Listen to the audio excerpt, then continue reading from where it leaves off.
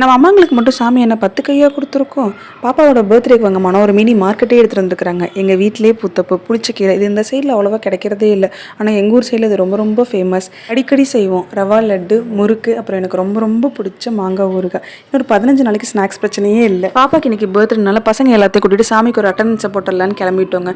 பிள்ளையார் அப்பாவை நல்லா கும்பிட்டு பக்கத்துலேயே சூரத்தேங்காய் உடைக்கிறது இருந்துச்சு. பிள்ளைங்க எல்லாத்தையும் வரிசையாக நிற்க வச்சு எல்லா திஷ்டியும் போயிட்டு நல்லா ஹாப்பியாக எப்பயுமே இருக்கணும் அப்படின்ட்டு வேண்டி நல்லா பட்டு பட்டுன்னு போட்டு தேங்காய் உடச்சி எரிஞ்சாச்சுங்க.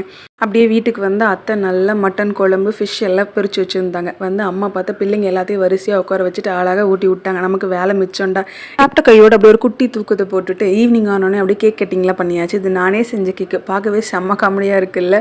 நான் ஒன்று நினச்சேன், ஆனால் அவுட்புட் வேறு மாதிரி வந்துருச்சு. சரி, எனக்கு தெரிஞ்ச பட்டி டிங்கரிங் ஒர்க்கெல்லாம் நானே பண்ணி ஏதோ மேனேஜ் பண்ணிட்டேன். பசங்க எல்லாம் சாப்பிட்டுட்டு டேஸ்ட் சூப்பராக இருக்குன்னாங்க. இன்னொரு பீஸ் வேணும்னு வேறு கேட்குறாங்க. அடடா என்னடா இதுன்னு எனக்கே செம்ம ஹாப்பி ஆயிடுச்சு.